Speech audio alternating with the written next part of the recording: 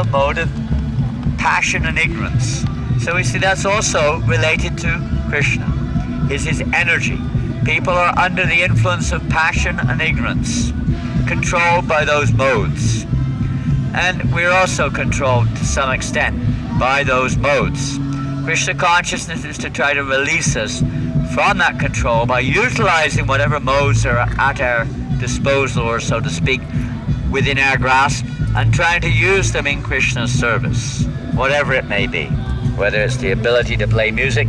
If they were singing Hare Krishna and playing their drums and guitars, they would be successful in their human life. As it is, they're basically wasting their time and simply going nowhere of any benefit. Just try to enjoy their senses.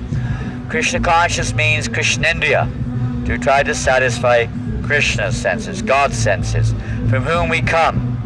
Our senses exist only because he has senses. Our senses are meant to please his senses. Our senses really belong to him and should be used for his pleasure. When we use them for what we call our pleasure, seeing ourselves selfish, self-centered, like that, this keeps us away from Krishna. That is keeping us away from Krishna. We have to try to more and more engage our senses, just like the tongue. We engage the tongue in what way? Pardon? In honoring, maybe in the beginning eating, but we should also come to understand to honor food offered to Krishna, honoring prasad. What other way? Chanting or kirtan, talking about the glories of the Lord, remembering or inquiring about how to serve Krishna, how to chant nicely. This way we use our tongue. We use our eyes. How do we use our eyes? Look at Krishna. Pardon? To see Krishna. Can you see Krishna with these eyes? Can you see him with these eyes? Pardon? I mean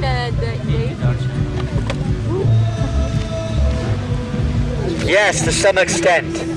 What's that? Oh, we got a longer wire, good. Is it still on? Yeah. Well, we say like that, to see Krishna. In one sense, yes. But in the real sense, it's Krishna who's seeing us.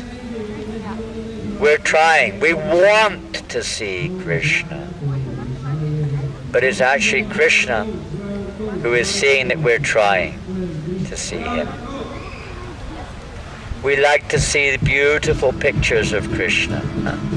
But it's more the beauty, let's say, according to our perception, that we're attracted to. Just like the deity or the picture, if it's not well painted or decorated, our attraction is not so great. Or the kirtan.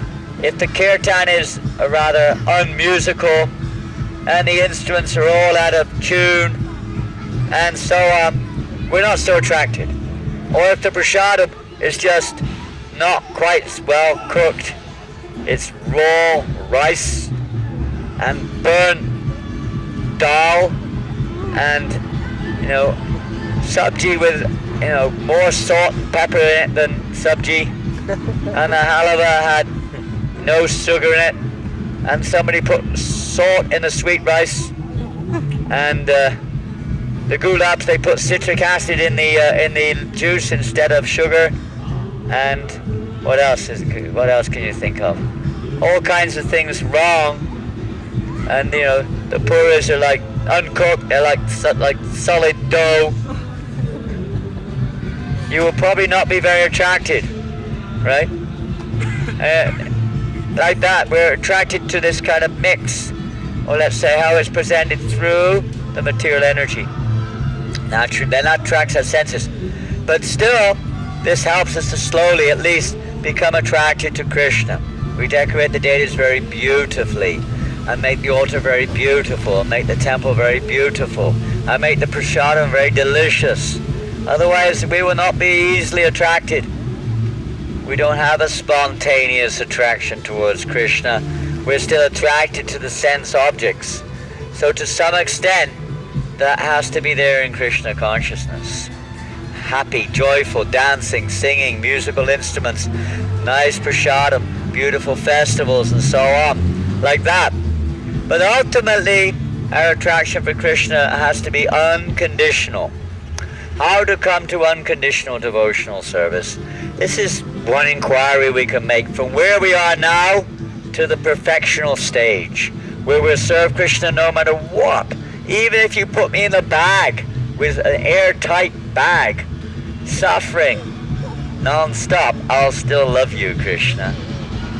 Even if you put me in hell, Krishna, I love you. You can do what you want with me, Krishna.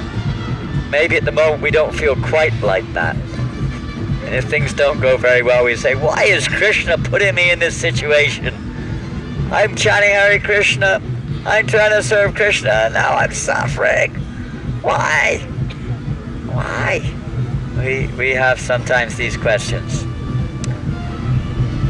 But of course, we have to, you can ask questions on that if you want. But we want to come to pure devotional service, so the main process of that is to come together in association of devotees and chant Hare Krishna together. And try to cultivate pure chanting, focusing our attention on the chanting of the holy name. There are so many distractions. You could be distracted by anything, what to speak of our mind. You know, you got your family distractions, today you got the sport distraction, we got the music distraction, we got the nature distraction, we got the mind distraction, we got people around us distraction. So many distractions. We're already inattentive. Mind is already naturally wandering.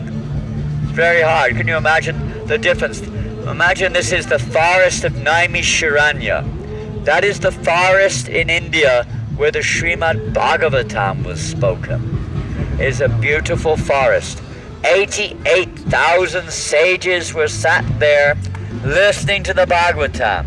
There was no rock music, no guitars. They never had even one of these, or to speak of a big loud system.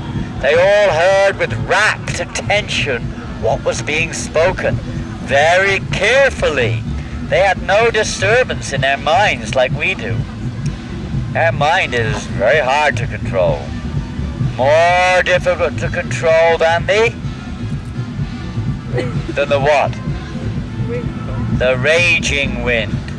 More difficult than the raging wind. It's very hard to control the mind. But with practice and detachment, Krishna says it's possible. However, it's still very, very difficult.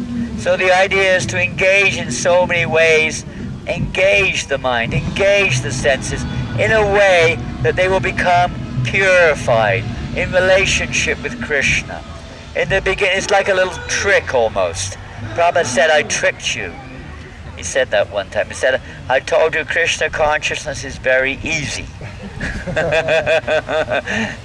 It is and it isn't. It's easy for the simple, so to speak. But our mind and our desires are all so many there. We're not very simple. That's another topic you can ask a question on if you wish. But how to cultivate? Why haven't we got this taste for chanting? Or maybe we have a little bit. When the music is nice, when we're together, we have a little taste. But maybe not all the time. And not very deep. Why haven't we got a taste? Why is it that we have a taste for other things sometimes and not for chanting? Because of anarthas?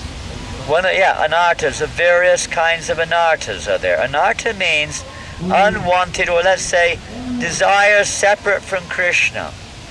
You can have artha, means that which has value. Anartha means that which has no real value. So desires which really don't help us to awaken our Krishna consciousness are called anarthas.